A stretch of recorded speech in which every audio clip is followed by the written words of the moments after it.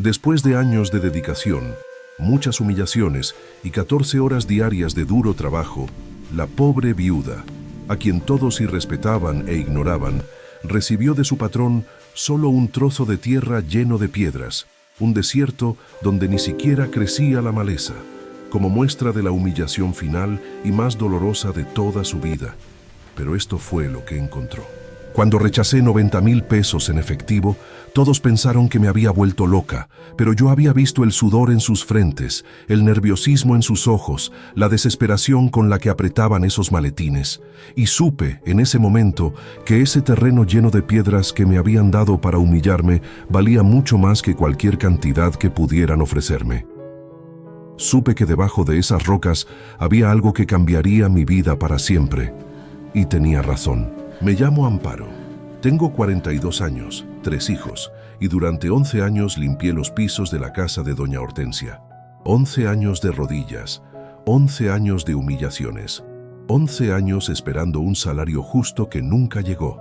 Cuando mi esposo murió, Leonel se llamaba, dejó a nuestros niños sin padre y a mí sin forma de mantenerlos.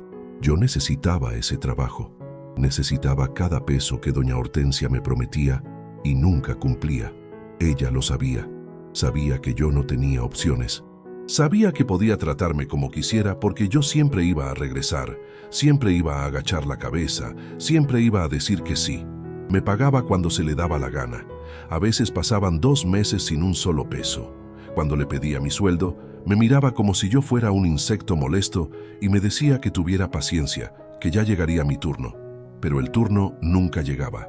Y mientras tanto, mis hijos comían una vez al día. Ismael, mi hijo mayor, tenía 9 años y ya conocía el hambre como si fuera un viejo amigo. Lucía, de 7, dejó de preguntar cuándo iba a haber comida. Y Damián, el más pequeño con apenas 5 años, lloraba todas las noches con el estómago vacío. Yo les prometía que mañana sería diferente, que mañana habría algo mejor.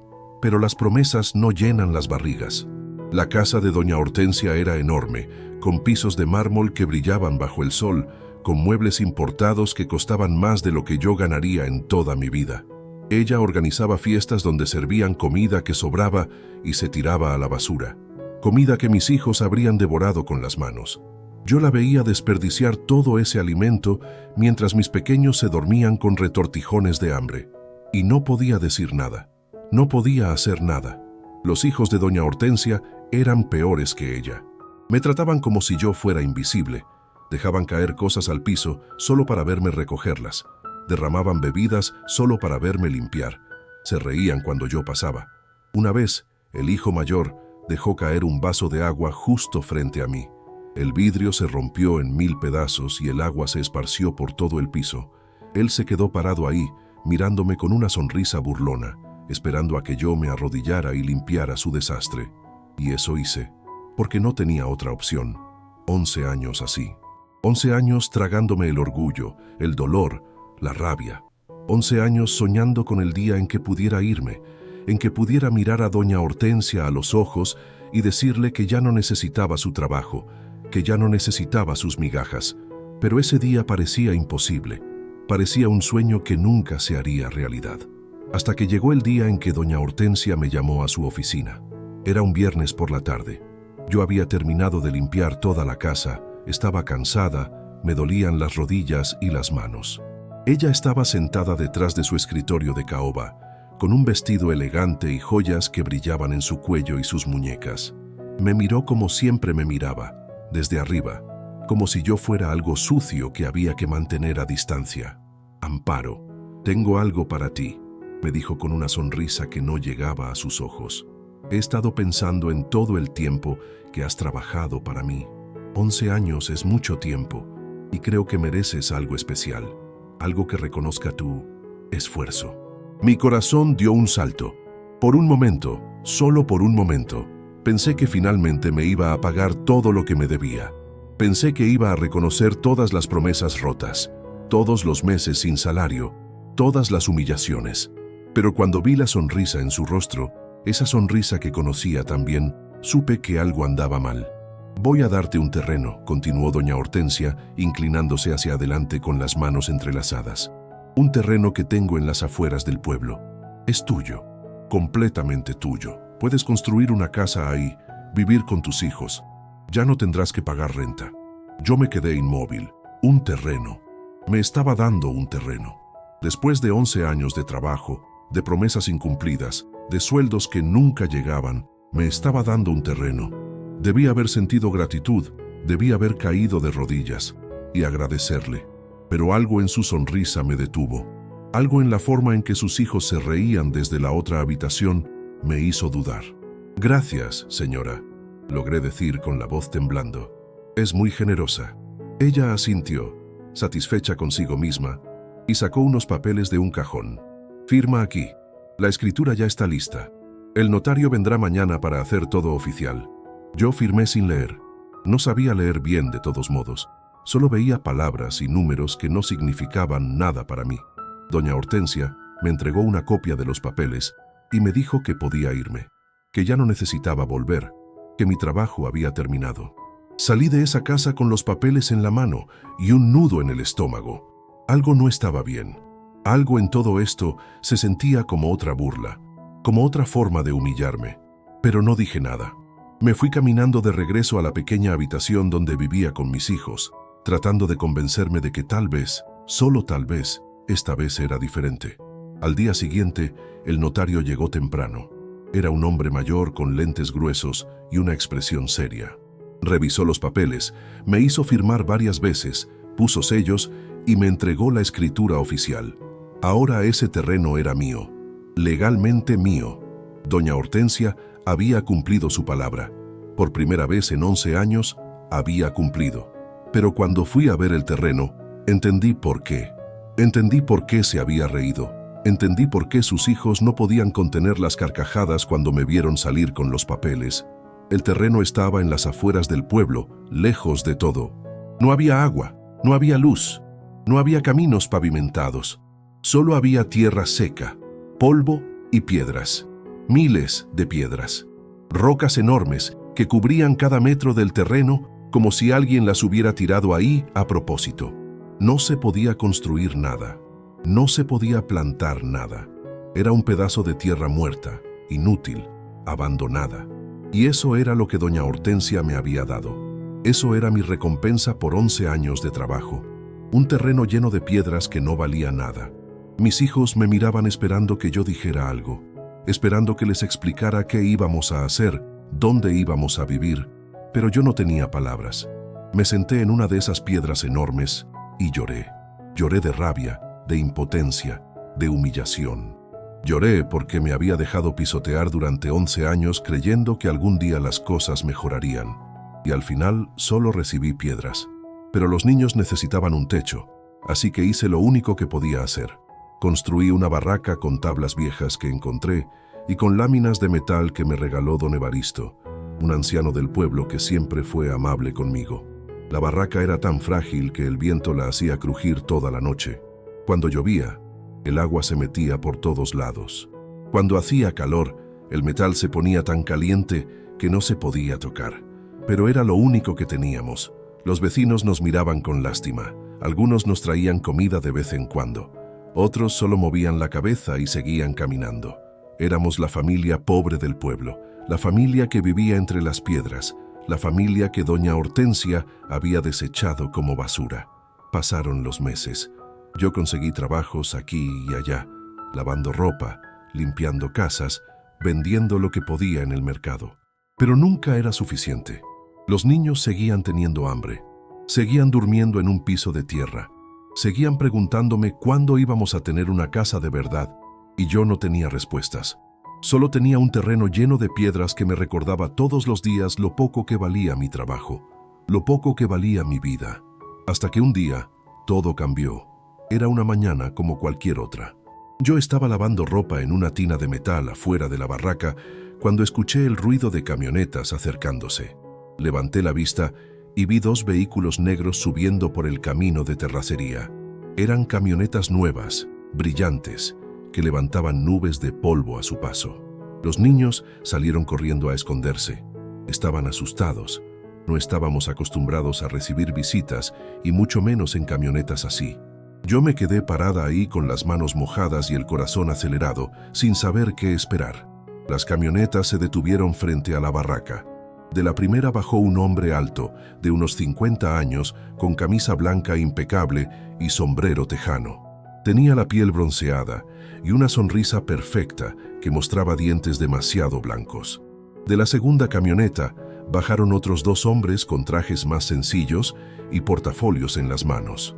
«Buenos días», dijo el hombre del sombrero acercándose con la mano extendida. «Mi nombre es Rodrigo Estrada. Soy representante de una compañía minera. ¿Es usted la dueña de este terreno?» Yo asentí sin entender qué estaba pasando. «Sí, es mío». «¿Por qué?» Rodrigo sonrió aún más ampliamente. «Porque estamos interesados en comprarlo.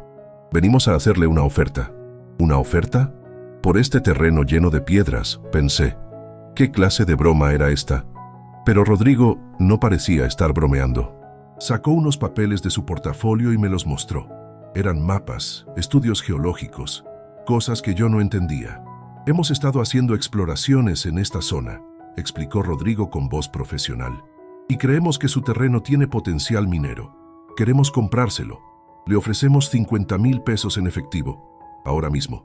50,000 pesos. Yo nunca había tenido tanto dinero junto. Nunca había imaginado que alguien me ofreciera esa cantidad. Mi mente empezó a girar. Con ese dinero podía comprar una casa de verdad, podía darles de comer a mis hijos durante años, podía tener una vida diferente. Pero entonces recordé algo. Recordé la sonrisa de doña Hortensia cuando me dio los papeles. Recordé las risas de sus hijos. Recordé cómo todos en el pueblo se burlaban de este terreno. Y ahora venían estos hombres en camionetas nuevas ofreciéndome 50,000 pesos por algo que todos decían que no valía nada.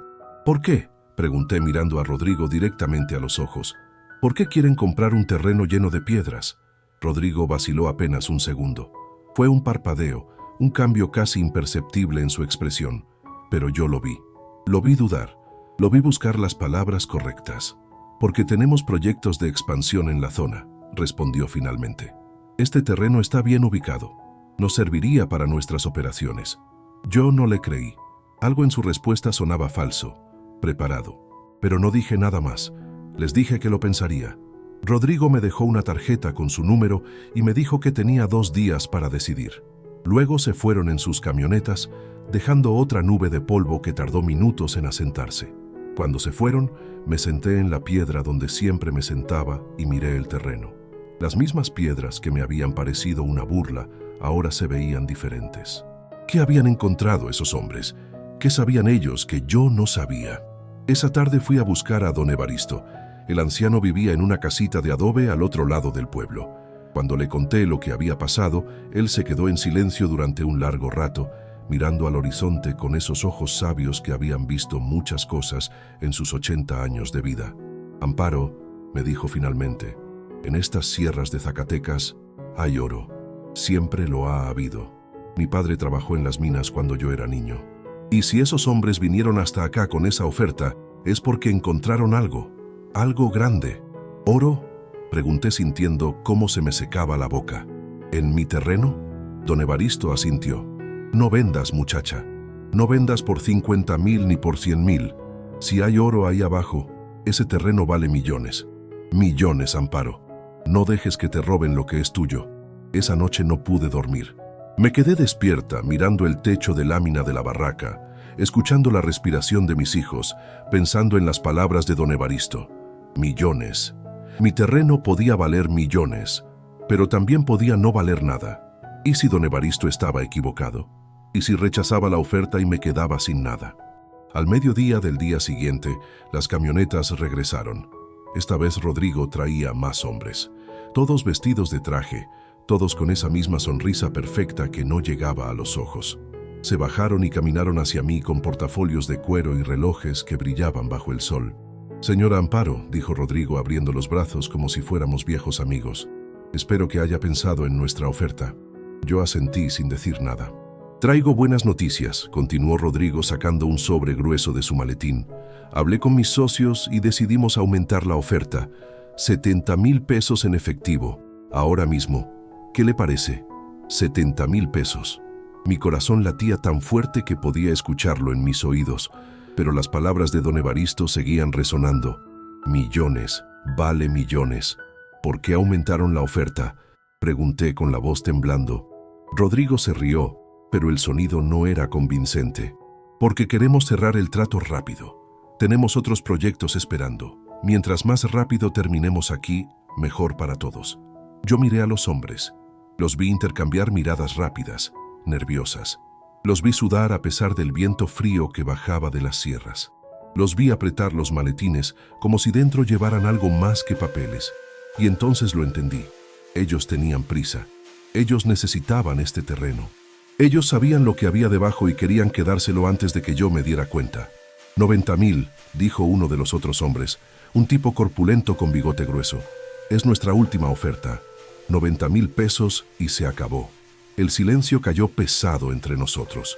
Yo sentía cómo las manos me temblaban, cómo las rodillas me flaqueaban, pero también sentía algo más, algo que había estado dormido durante 11 años de humillaciones, rabia, dignidad, valor. No, dije con una voz que sonó más fuerte de lo que esperaba. Los hombres se quedaron inmóviles. ¿No?, preguntó Rodrigo frunciendo el ceño. No, repetí. No voy a vender. Rodrigo dio un paso hacia adelante con los ojos entrecerrados. Señora, está cometiendo un error. 90,000 pesos es una fortuna. Lo sé, respondí, y ahora mi voz ya no temblaba. Pero este terreno vale más, mucho más, y ustedes lo saben. ¿Quién le dijo eso?, preguntó Rodrigo con la mandíbula apretada. No importa quién me lo dijo, importa que es verdad. Hay oro aquí, ustedes lo saben, por eso están tan desesperados por comprar. Los hombres se miraron entre sí. El tipo del bigote maldijo por lo bajo. Rodrigo respiró hondo, tratando de mantener la calma. Está bien, dijo finalmente con una voz que ahora sonaba fría, calculadora. ¿Qué quiere? ¿100,000? ¿120,000? Yo negué con la cabeza. El corazón me latía tan fuerte que sentía que iba a explotar. Pero ya no había vuelta atrás. Quiero ser socia, dije. Las palabras salieron de mi boca como un disparo. Los hombres se quedaron paralizados mirándome como si acabara de decir algo imposible. ¿Qué?, preguntó Rodrigo. Quiero ser socia. Ustedes sacan el oro, pero yo me quedo con la mitad de las ganancias. Mitad y mitad. Esa es mi oferta. Los documentos se extendieron sobre el capó caliente de la camioneta como un mapa de mi nuevo futuro. Eran muchas hojas llenas de letras pequeñas, palabras complicadas, cláusulas y subcláusulas que hacían que me doliera la cabeza solo de mirarlas. Rodrigo y los otros hombres señalaban párrafos, explicaban condiciones, mencionaban porcentajes y plazos que yo apenas comprendía. Pero esta vez no iba a firmar a ciegas. Esta vez no iba a dejar que me engañaran con palabras bonitas y promesas vacías. Pedí tiempo. Les dije que necesitaba leer cada línea con cuidado. Los hombres suspiraron con impaciencia, miraron sus relojes caros, murmuraron entre ellos. Pero yo no me dejé apurar. Les pedí que me explicaran cada cláusula, cada palabra que no entendía, cada condición que parecía confusa. ¿Qué significa esto? ¿Por qué dice así? ¿Qué pasa si sucede esto otro? Los hombres explicaban con prisa, con frustración apenas contenida, pero explicaban. Y yo escuchaba con atención, memorizando cada detalle, asegurándome de que no hubiera trampa escondida. Había una cláusula que decía que yo recibiría el 50% de las ganancias netas después de gastos operacionales. Les pregunté qué significaba gastos operacionales. Rodrigo empezó a dar una explicación complicada sobre costos de maquinaria y salarios. Yo lo detuve. Quiero que diga ganancias brutas, dije. 50% de todo el oro que saquen, antes de que descuenten nada. Rodrigo abrió la boca para protestar. Eso es imposible, empezó a decir, pero yo lo interrumpí de nuevo. Entonces no hay trato, dije simplemente. Los hombres se miraron entre sí. Hubo más llamadas telefónicas, más discusiones en voz baja, más gestos de frustración. Pero al final, cedieron. Cambiaron el contrato. Lo escribieron de nuevo a mano sobre las líneas originales, con iniciales de todos los presentes en cada cambio. Había otra cláusula sobre los plazos de pago. Decía que me pagarían cada 3 meses. Yo dije que quería pagos mensuales. Más discusiones, más llamadas, más caras largas. pero al final aceptaron. Revisé cada página durante casi 2 horas bajo ese sol que quemaba. Los hombres sudaban, se quitaban los sacos, se aflojaban las corbatas, pero yo seguía leyendo despacio, haciendo preguntas, pidiendo aclaraciones. Mis hijos se habían sentado a la sombra de la barraca, cansados de esperar, pero yo no podía apresurarme. Esto era demasiado importante. Esto era el futuro de mis pequeños. Cuando finalmente estuve segura de que todo estaba claro, de que no había trampas escondidas, de que el contrato decía exactamente lo que tenía que decir, tomé el bolígrafo que Rodrigo me extendía. Mi mano temblaba tanto que casi no podía sostenerlo. Pensé en todo lo que había pasado para llegar a este momento. Pensé en los 11 años de humillaciones. Pensé en las noches de hambre. Pensé en doña Hortensia riéndose mientras me daba este terreno como burla. Y firmé. Puse mi nombre con letra temblorosa pero clara en cada página que requería mi firma. Rodrigo y los otros hombres también firmaron. Sacaron sellos oficiales de sus portafolios y los estamparon sobre el papel. Me dieron una copia de todo, una copia que guardé contra mi pecho como si fuera el tesoro más valioso del mundo, porque lo era. Era mi libertad, era mi dignidad, era la promesa de un futuro diferente. «Empezamos mañana», dijo Rodrigo guardando su copia en el portafolio. «Las máquinas llegarán al amanecer. Traeremos trabajadores, equipo pesado, todo lo necesario.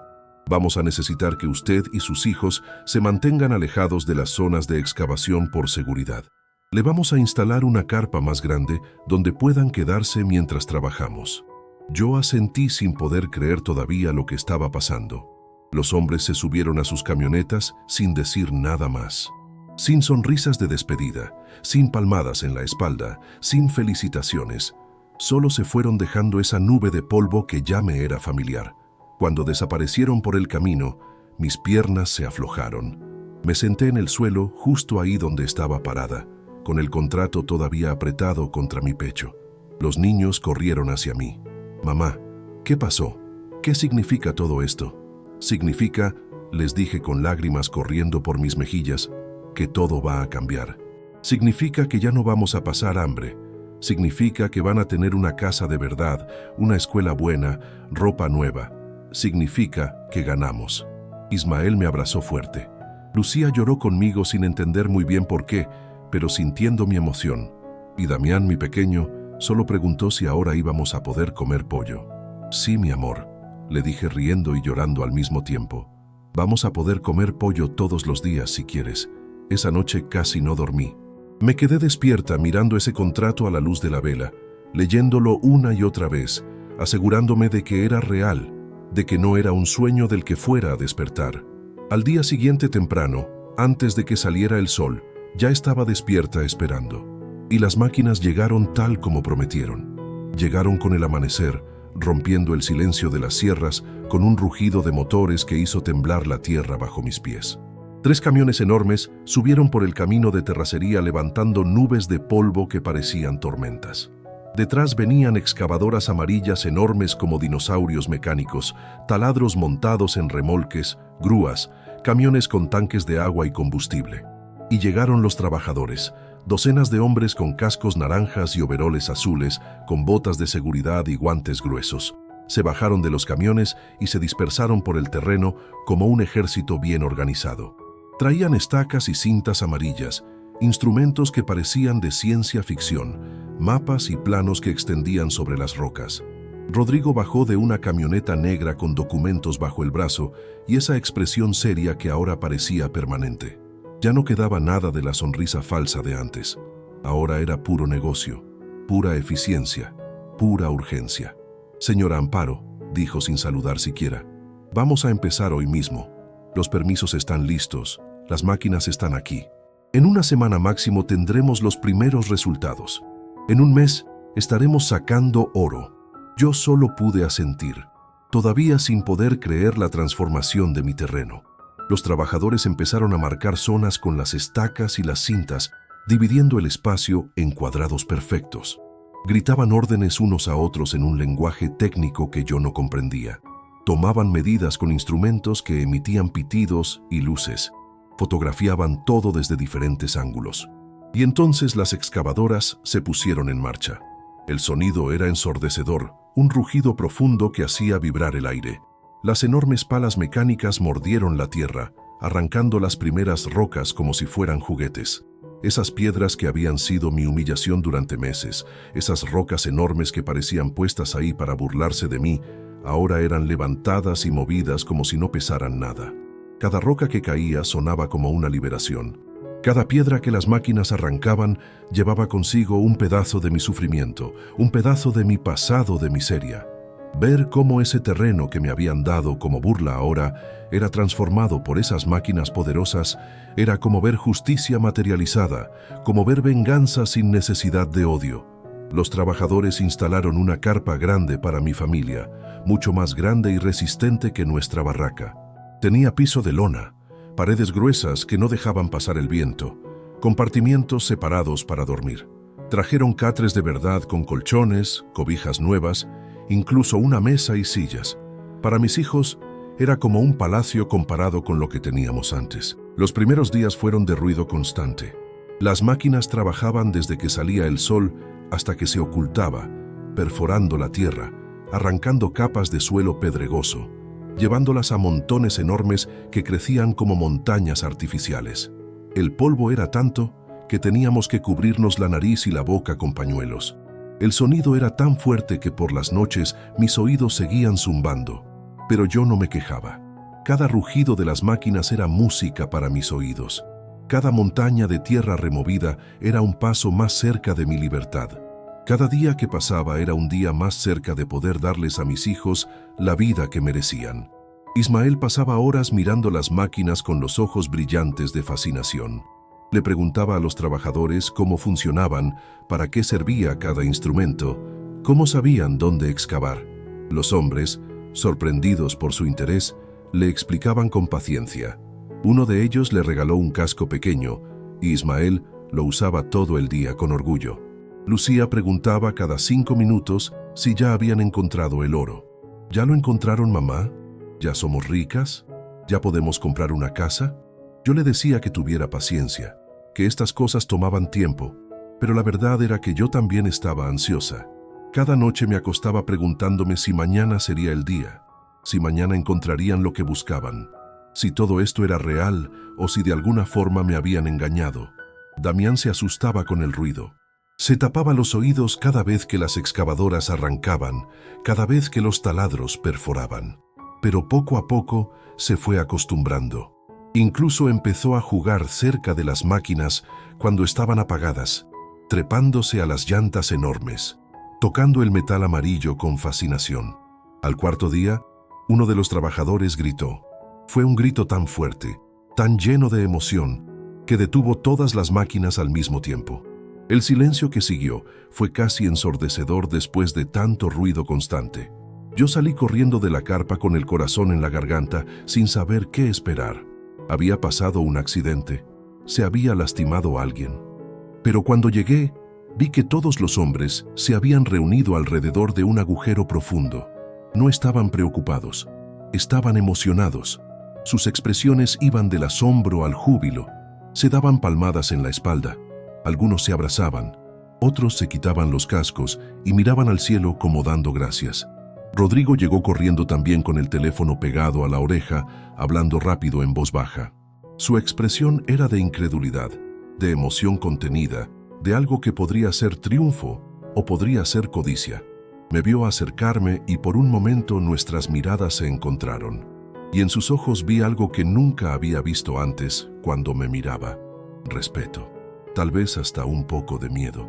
Me acerqué al borde del agujero con las piernas temblando. Los trabajadores se hicieron a un lado para dejarme pasar, y miré hacia abajo.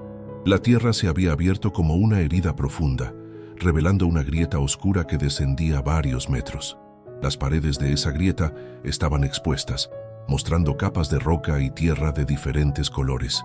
Y ahí, brillando bajo la luz del sol de la tarde, corriendo por las paredes de esa grieta como venas doradas, había vetas gruesas de un color que no podía confundirse con nada más.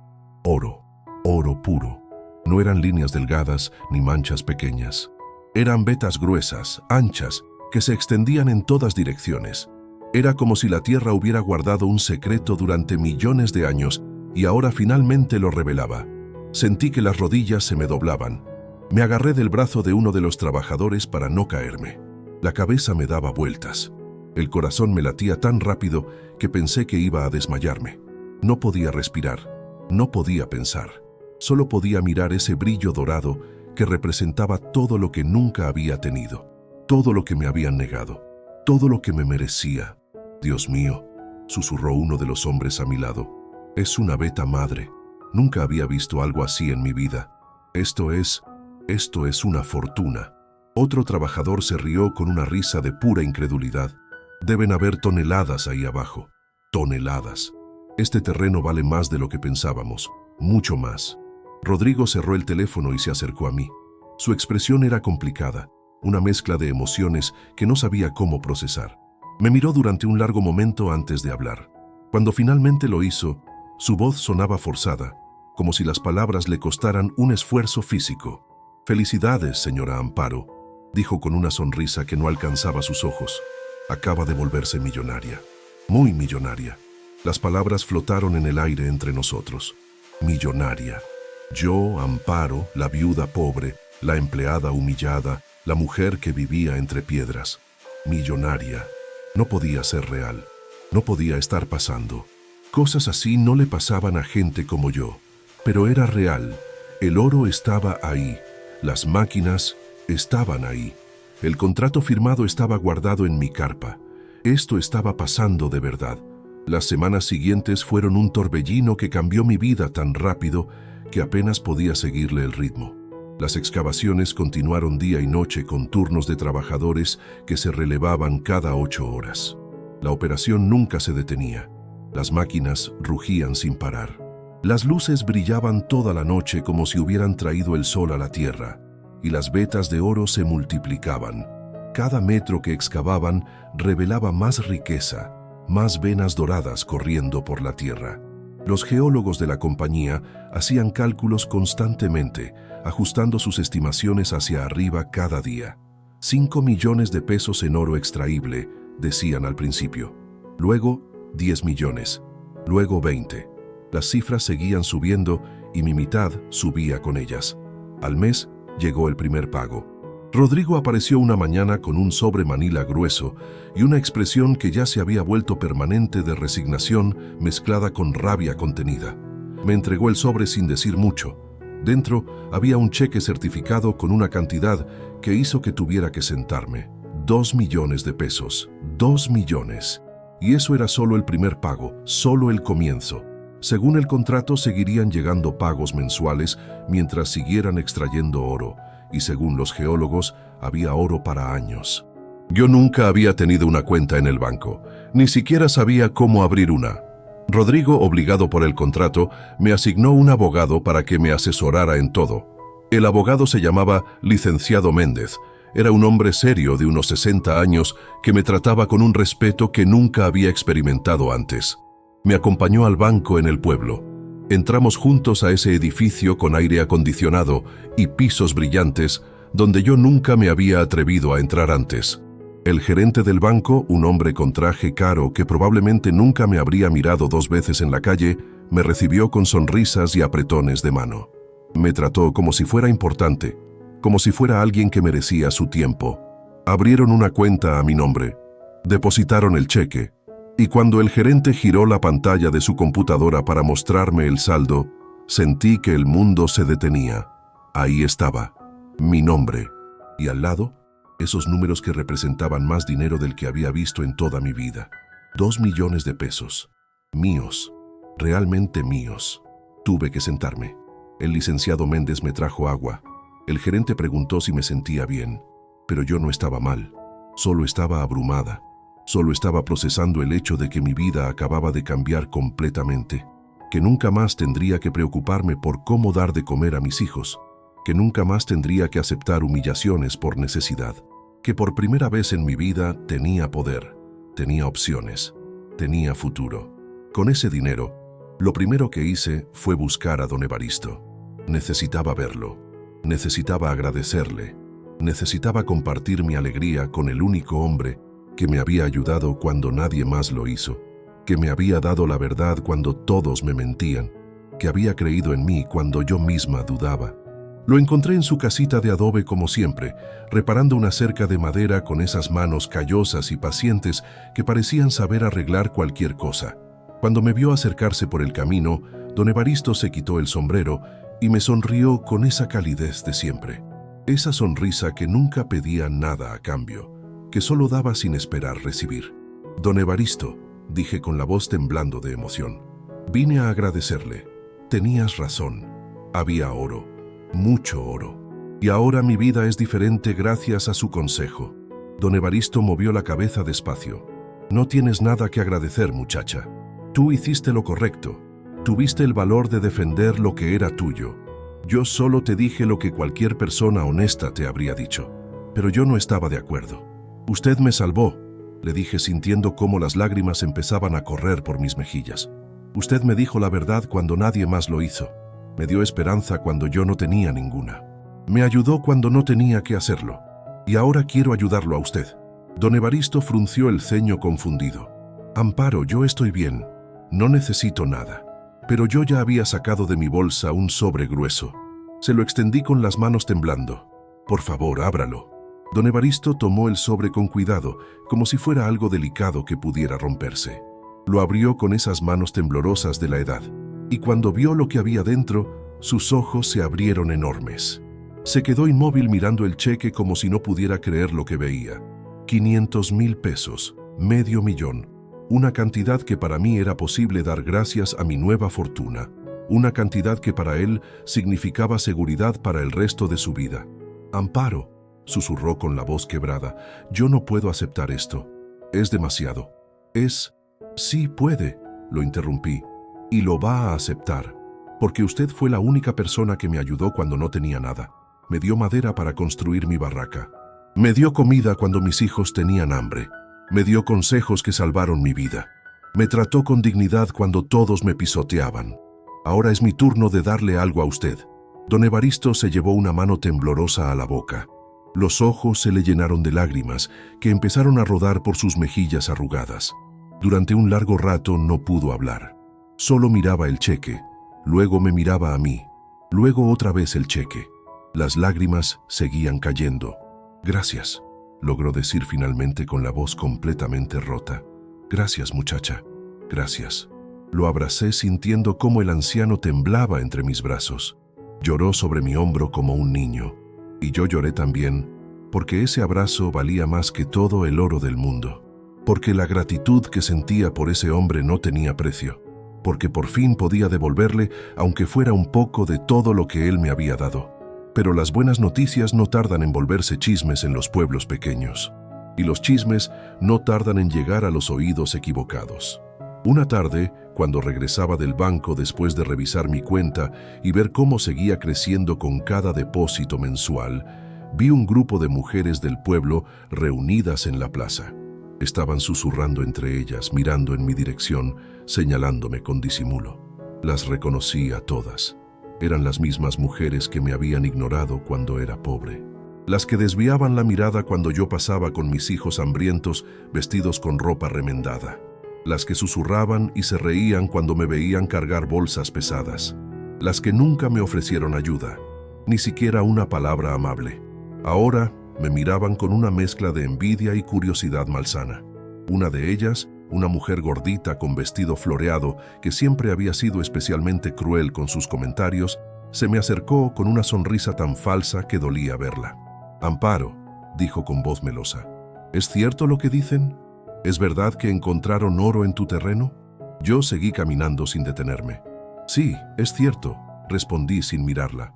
¿Y es verdad que te vas a volver millonaria? Preguntó otra acercándose también. Ya lo soy, dije simplemente.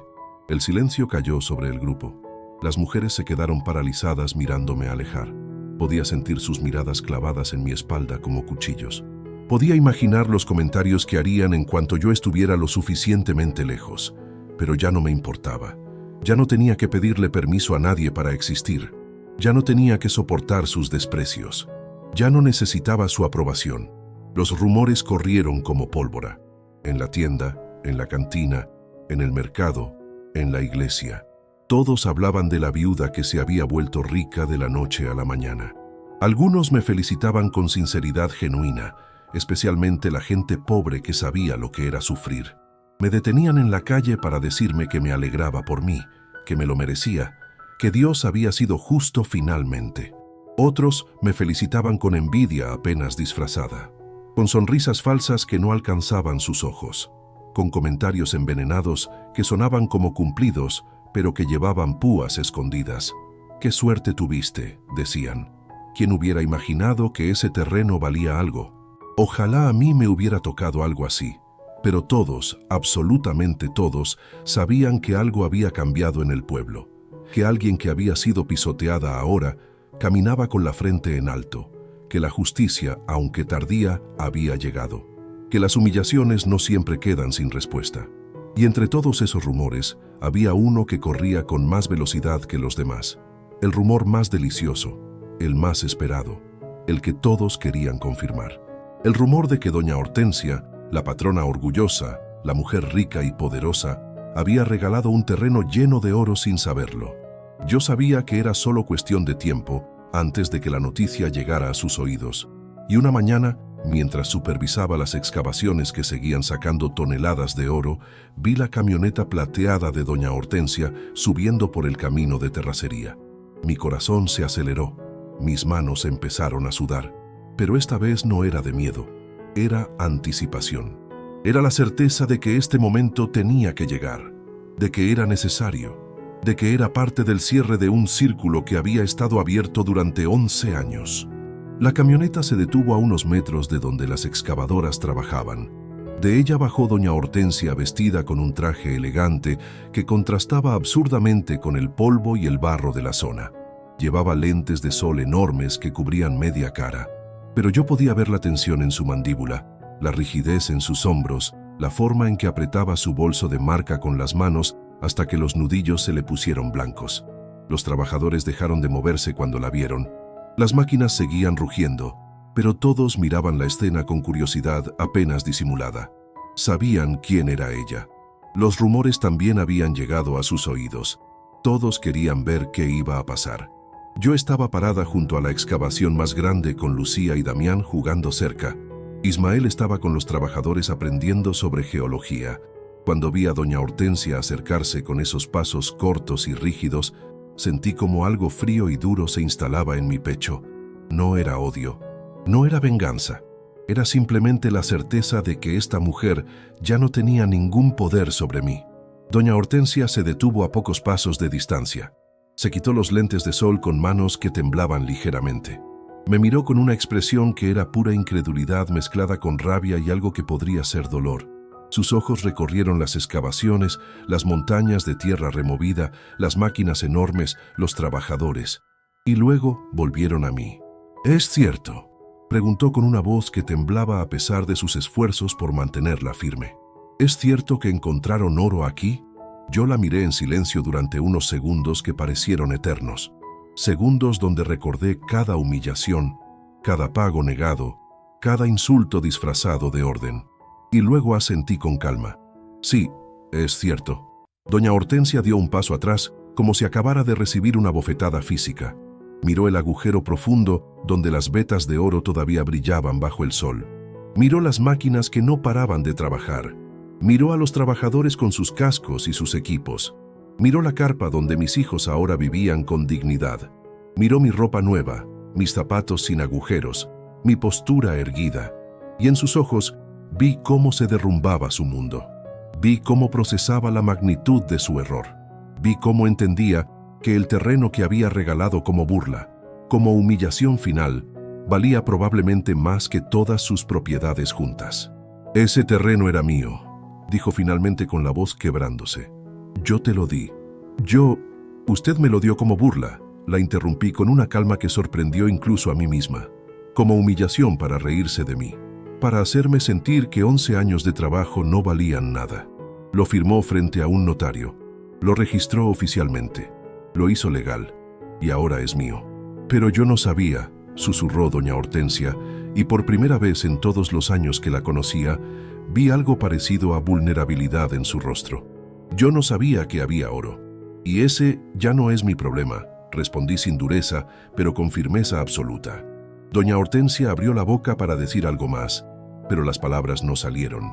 Se quedó ahí parada con el rostro pálido, con las manos temblando, viendo cómo todo lo que había despreciado se convertía en la fortuna de alguien más. Viendo cómo la mujer a la que había humillado durante 11 años, ahora la miraba no desde abajo, no desde el suelo donde había estado de rodillas limpiando, sino de igual a igual, o tal vez desde un poco más arriba. Sin decir nada más, doña Hortensia se dio la vuelta. Sus movimientos eran rígidos, mecánicos, como si fuera un muñeco al que le estuvieran moviendo los hilos. Se subió a su camioneta sin mirar atrás. El motor arrancó y el vehículo se fue levantando una nube de polvo que tardó varios minutos en asentarse. Yo la vi alejarse con el corazón latiendo fuerte pero tranquilo. No sentía alegría por su dolor. No sentía la satisfacción amarga de la venganza. Solo sentía una paz extraña, profunda, como si algo que había estado roto dentro de mí durante años por fin hubiera encontrado su lugar. Como si un capítulo oscuro de mi vida finalmente se hubiera cerrado para siempre. Esa noche, cuando los niños ya dormían en la casa nueva que había comprado en el centro del pueblo, una casa hermosa de verdad con 3 habitaciones amplias, una cocina espaciosa con estufa de gas y refrigerador, un baño completo con agua caliente y un jardín grande donde Damián podía correr sin peligro, me senté en el porche y miré hacia las sierras. Las luces de las excavadoras seguían brillando a lo lejos como estrellas caídas a la tierra. El sonido lejano de las máquinas era como un ronroneo constante que me recordaba que esto era real, que no era un sueño, que mi vida realmente había cambiado. Pensé en todo el camino recorrido. Pensé en las noches de hambre cuando dividía un plato de frijoles entre 3 niños y fingía no tener apetito. Pensé en las mañanas frías cuando nos despertábamos empapados porque el techo goteaba. Pensé en las humillaciones diarias, en las rodillas sangrando sobre el mármol, en los insultos disfrazados de órdenes. Y pensé en cómo ese terreno lleno de piedras, ese pedazo de tierra que todos consideraban inútil, se había convertido en mi salvación, en la salvación de mis hijos, en la prueba de que a veces lo que el mundo desprecia esconde un valor incalculable. Entonces escuché un golpe en la puerta. Me levanté extrañada porque era tarde y no esperaba visitas. Cuando abrí, me encontré con una sorpresa que no esperaba. Era Germán, el hijo mayor de doña Hortensia, el mismo que había dejado caer el vaso de agua al suelo solo para verme limpiarlo, el mismo que se había burlado de mí sin piedad durante años, el mismo que me había tratado como si yo fuera invisible. Ahora estaba parado frente a mi puerta con el rostro desencajado. Sudaba a pesar del frío de la noche. Su ropa estaba arrugada, despeinado, con ojeras profundas, y en sus manos temblorosas traía un papel legal con sellos oficiales. Era una demanda que podía hacer peligrar todo lo que había ganado, todo lo que había construido, todo lo que mis hijos necesitaban para tener un futuro. «Necesito hablar contigo», dijo Germán con una voz que intentaba sonar autoritaria, pero que salía quebrada, casi suplicante. «Es urgente». Yo no me moví de la entrada. Crucé los brazos y lo miré con una calma que había aprendido en estos meses de transformación. «Habla entonces». Germán extendió el papel con manos que temblaban visiblemente. Era un documento legal lleno de sellos rojos, firmas oficiales, términos jurídicos complicados. Lo tomé y lo leí con cuidado. El licenciado Méndez me había enseñado a entender este tipo de documentos, y aunque muchas palabras seguían siendo difíciles, entendí lo suficiente. Era una demanda que alegaba que la donación del terreno había sido producto de un error, que doña Hortensia no había estado en plenas facultades mentales cuando firmó la escritura, que había sido engañada o manipulada, que el terreno debía regresar a su propiedad original porque la transacción no había sido válida. Levanté la vista y miré a Germán con una expresión que hizo que retrocediera un paso involuntariamente. «Tu madre te mandó a hacer esto». «Mi madre está destrozada», respondió Germán con rabia apenas contenida que hacía que las palabras salieran como escupitajos. Ese terreno valía una fortuna. Era de ella, de nuestra familia. Y tú se lo robaste. La palabra cayó como una piedra en agua quieta. «¿Robaste?» Me estaba acusando de robar. Yo, que había trabajado 11 años sin paga justa. Yo, que había aguantado humillaciones que ningún ser humano debería soportar. Yo, que solo había aceptado lo que ella misma me había dado frente a un notario. Sentí cómo la rabia empezaba a hervir en mis venas, pero no grité. No perdí la compostura. Había aprendido que la verdadera fuerza no necesita gritos, solo necesita firmeza. Yo no le robé nada a tu madre, dije con una voz tranquila pero dura como el acero. Ella me dio ese terreno frente a testigos. Firmó los papeles. Los registró ante un notario que certificó que estaba en plenas facultades. Me lo entregó riéndose, burlándose de mí, humillándome una última vez. Y ahora que ese terreno vale algo, quiere recuperarlo. Eso no se llama justicia, Germán. Eso se llama codicia. Germán apretó los puños. Su rostro se puso rojo. No importa lo que tú digas. Tenemos abogados. Buenos abogados con mucha experiencia. Y vamos a recuperar lo que es nuestro. Vamos a llevarte a juicio y vas a perder todo. Le devolví el papel con la misma calma. Hazlo entonces. Lleva a tu madre a los tribunales. Trae a todos los abogados que quieras con todo su dinero. Yo también tengo abogados ahora. Y tengo algo más importante que eso. Tengo la verdad. Germán se quedó inmóvil mirándome. No esperaba esa respuesta. Esperaba verme asustada, suplicante, rogando que no me demandaran. Esperaba que me arrodillara como lo había hecho durante 11 años en su casa, pero yo ya no era esa mujer. Vete de mi casa, dije con voz firme apuntando hacia la calle, y dile a tu madre que si quiere pelear, que pelee, pero que sepa que no voy a retroceder. No esta vez, nunca más. Germán abrió la boca para decir algo más, pero la cerró. Dio media vuelta y se fue caminando rápido con los hombros tensos y las manos convertidas en puños. Lo vi alejarse por la calle iluminada por las farolas hasta que desapareció en una esquina. Cerré la puerta y me apoyé contra ella. Mi corazón latía desbocado. Las manos me temblaban. Por un momento el miedo me atravesó como un cuchillo. ¿Y si perdía todo? ¿Y si los abogados de doña Hortensia encontraban alguna forma legal de quitarme el terreno? ¿Y si mis hijos volvían a pasar hambre? Pero al día siguiente, cuando me reuní con el licenciado Méndez en su oficina y le mostré la demanda, él la leyó con cuidado y luego la dejó sobre el escritorio con un gesto de desdén. Señora Amparo, me dijo con esa voz tranquila y profesional que siempre usaba, esta demanda no tiene ningún fundamento legal sólido. La escritura está firmada correctamente. Está notariada con todos los requisitos, está registrada oficialmente en el municipio.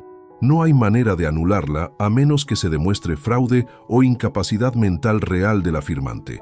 Y su expatrona firmó frente a un notario que certificó por escrito que estaba en pleno uso de sus facultades mentales. Entonces, ¿no pueden quitarme el terreno? Pregunté sintiendo cómo una pequeña esperanza empezaba a crecer. No, respondió el licenciado categóricamente. Esta demanda es un intento desesperado. No va a prosperar. Cualquier juez la va a desechar. La ley está de su lado, señora. La verdad está de su lado. Y tenía razón.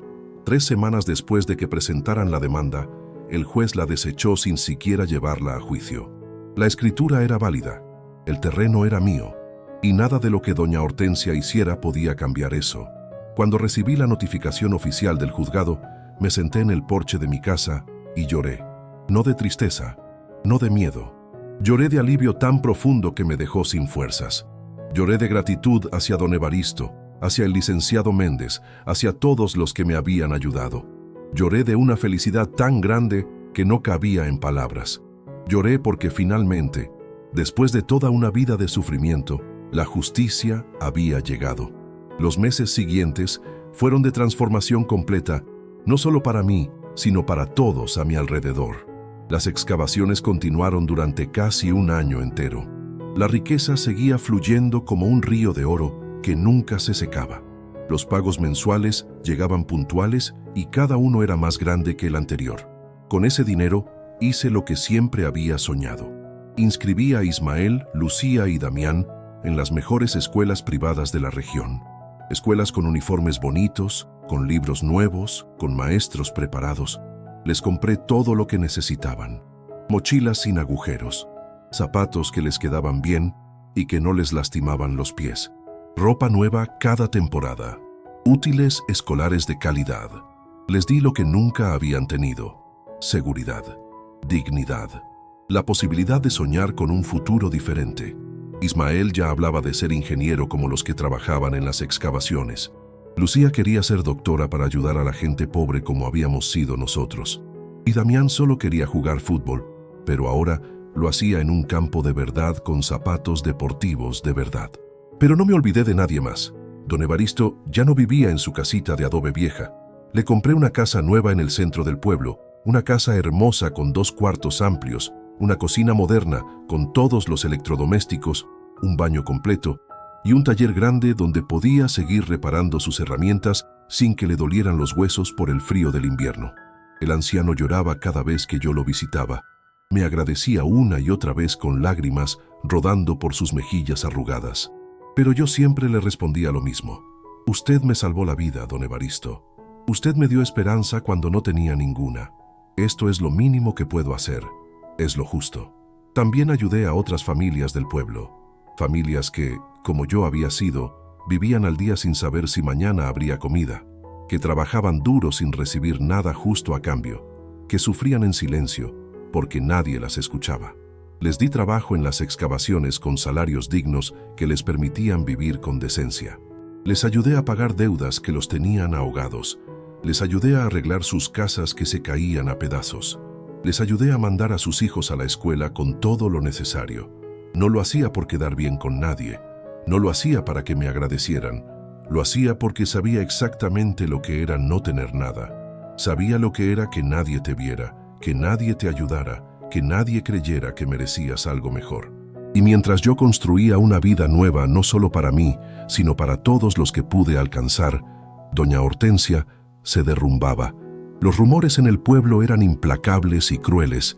Todos sabían exactamente lo que había pasado. Todos sabían que doña Hortensia había regalado un terreno lleno de millones en oro por burla, por soberbia, por crueldad pura. Y ahora esa misma crueldad le había explotado en la cara de la forma más espectacular posible. La gente que antes la adulaba, ahora la señalaba por la calle. La gente que antes le sonreía, ahora desviaba la mirada avergonzados de haberla apoyado.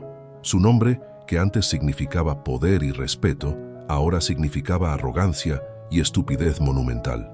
Intentó vender algunas de sus propiedades para recuperar dinero, pero los compradores eran pocos y las ofertas miserables. La gente sabía que estaba desesperada, sabían que necesitaba el dinero, y aprovechaban para ofrecer cantidades ridículas por propiedades que valían mucho más.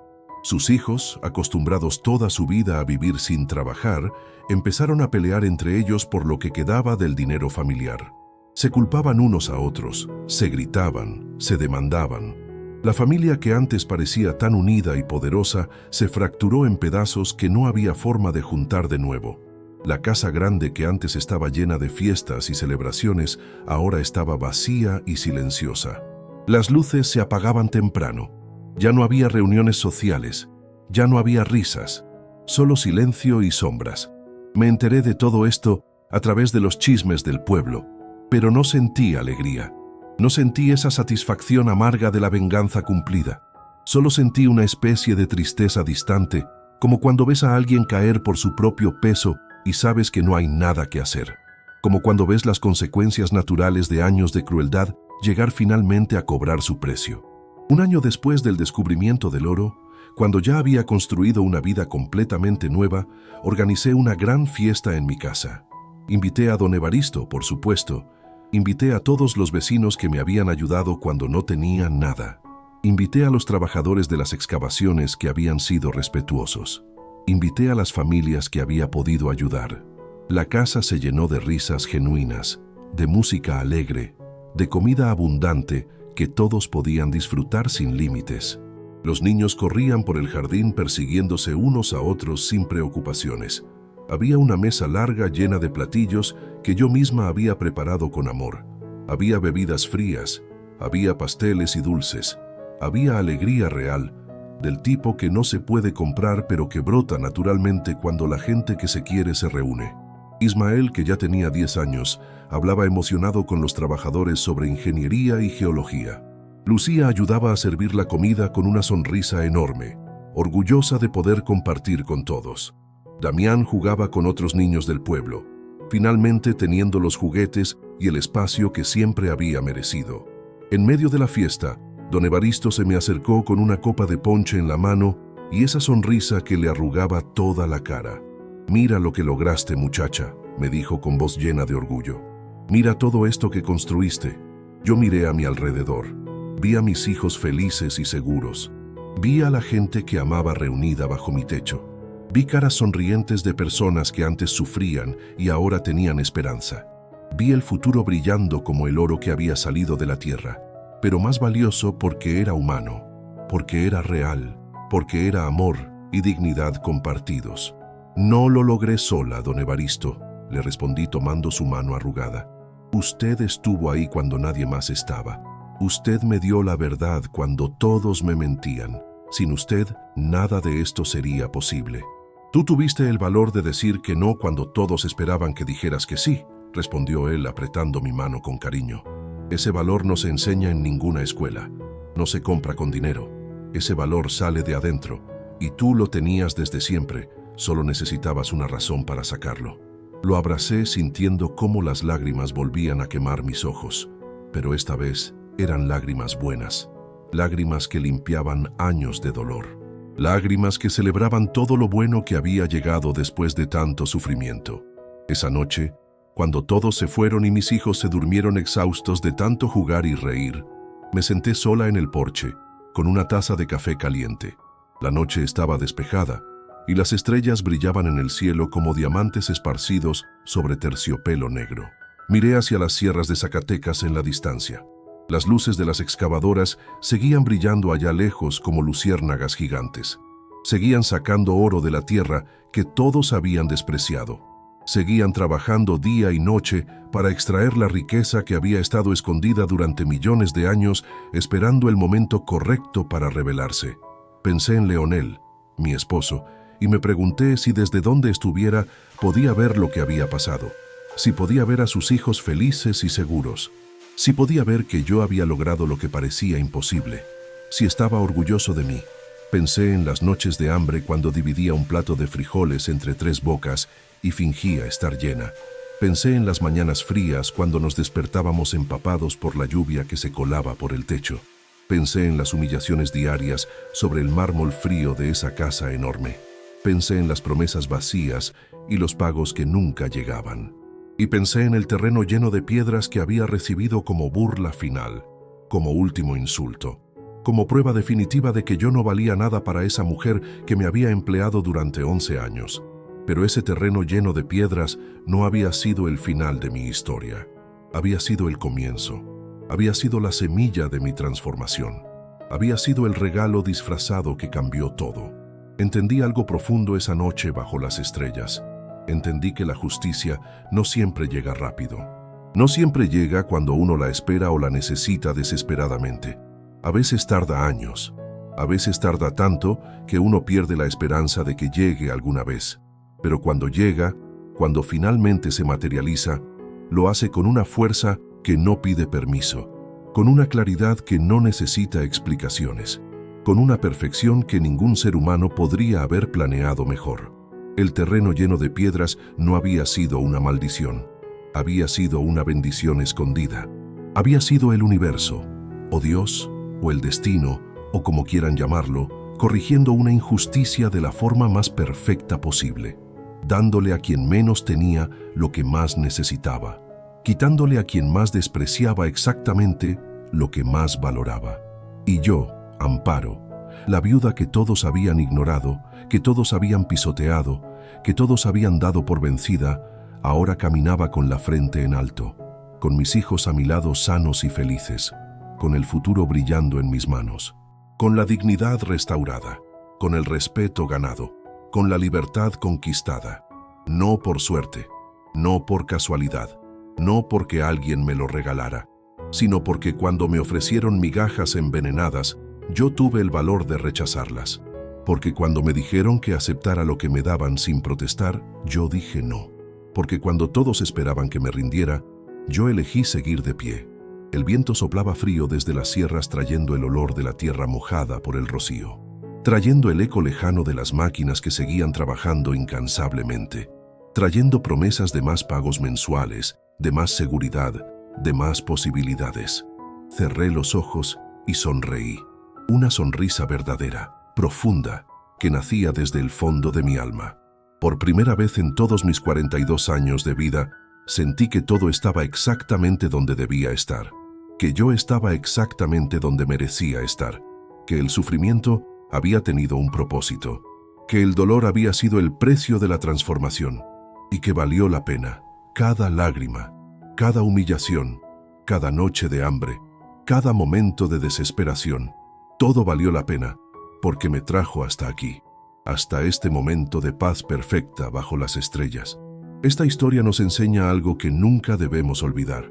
A veces, lo que el mundo desprecia esconde un valor incalculable. A veces, lo que parece una maldición es en realidad una bendición disfrazada. A veces las piedras que nos ponen en el camino son exactamente lo que necesitamos para construir nuestro castillo. Yo pude haber aceptado las migajas que me ofrecieron. Pude haberme conformado con la humillación. Pude haber vendido ese terreno por los primeros 50,000 pesos que me ofrecieron. Pudo haber dejado que el miedo me controlara. Pero tuve el coraje de conocer mi propio valor. Tuve la sabiduría de escuchar el consejo correcto. Tuve la fuerza de exigir lo que realmente merecía. Cuando todos esperaban que agachara la cabeza como siempre lo había hecho, la levanté. Cuando todos esperaban que dijera sí, dije no. Cuando todos esperaban que aceptara lo que me daban, exigí lo que me correspondía. La vida tiene formas misteriosas de corregir las injusticias. No siempre es rápida, no siempre es obvia, pero es implacable. Las personas que construyen su felicidad sobre el sufrimiento de otros eventualmente pagan el precio. Las personas que humillan a los demás eventualmente son humilladas, no por venganza, sino por equilibrio natural del universo. Pero lo más importante es esto: la justicia solo premia a quienes se atreven a defender su dignidad, solo recompensa a quienes tienen el valor de no rendirse, solo llega a quienes mantienen la esperanza incluso cuando todo parece perdido. No importa cuántas veces te hayan pisoteado, no importa cuántas humillaciones hayas soportado, no importa cuántas piedras te pongan en el camino. Debajo de esas piedras puede estar esperando el oro que transformará tu destino. Solo tienes que tener el valor de no rendirte, la sabiduría de escuchar los consejos correctos y la dignidad de no vender tu futuro por el precio que otros le ponen, porque tu valor no lo determina quien te emplea, no lo determina quien te paga, no lo determina quien te trata mal. Tu valor lo determinas tú, y nadie, absolutamente nadie, puede quitarte eso a menos que tú se lo permitas. Yo permití que me pisotearan durante 11 años, pero cuando llegó el momento de decidir mi futuro, encontré la fuerza para decir basta. Y esa decisión cambió todo. No solo para mí, sino para mis hijos, para don Evaristo, para todas las familias que pude ayudar. Una sola decisión valiente puede cambiar generaciones enteras. Un solo momento de coraje puede romper ciclos de pobreza que parecían eternos. Una sola vez que te niegues a aceptar migajas puede abrir la puerta a abundancia que nunca imaginaste. Así que recuerda esta historia cuando la vida te ponga piedras en el camino, cuando alguien te trate como si no valieras nada, cuando te ofrezcan menos de lo que mereces. Recuerda que las piedras pueden esconder oro, que el desprecio puede esconder oportunidad, que la humillación puede ser el preludio de la transformación. Y sobre todo, recuerda tener el valor de decir no cuando todos esperan que digas sí. Ten el coraje de defender lo que es tuyo. Ten la dignidad de exigir lo que mereces, porque tú vales más de lo que cualquiera te ha hecho creer. Si esta historia tocó tu corazón, si te hizo sentir algo, si te enseñó algo valioso, por favor compártela. Compártela con tu familia, con tus amigos, con todos los que necesiten escuchar que las cosas pueden cambiar, que la justicia existe, que el esfuerzo vale la pena. No olvides darle like a este video para que pueda llegar a más personas que necesitan escuchar este mensaje. Suscríbete a nuestro canal para seguir escuchando historias que inspiran, que enseñan, que nos recuerdan que siempre hay esperanza. y déjame un comentario contando si alguna vez viviste algo parecido. Si alguna vez te dieron piedras pensando que te humillaban y descubriste que eran diamantes. Si alguna vez tuviste que decir no cuando todos esperaban que dijeras sí. Comparte tu historia porque puede inspirar a alguien más. Que Dios te bendiga abundantemente. Que te dé la fuerza para enfrentar tus propias batallas. Que te dé la sabiduría para reconocer tu propio valor. Que te dé el coraje para defender tu dignidad. Y que te dé la paciencia para esperar tu momento, porque ese momento siempre llega para quienes no se rinden. Recuerda, las piedras en tu camino pueden ser el oro de tu futuro. Solo tienes que tener el valor de no rendirte y la dignidad de no vender tu destino por migajas. Hasta la próxima historia. Que la justicia divina te acompañe siempre.